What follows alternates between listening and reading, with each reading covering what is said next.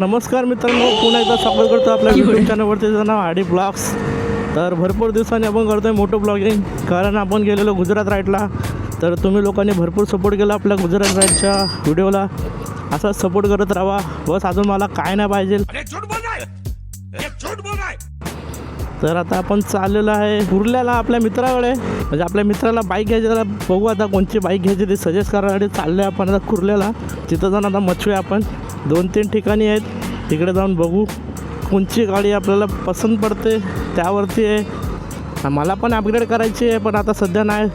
सध्या आपण ही चालू आपला चिता शेर घोडा कॅपेबल आहे भाई. व्यवस्थित चालवता आपण, व्यवस्थित जातो, व्यवस्थित येतो, खिशाला पण परवडते.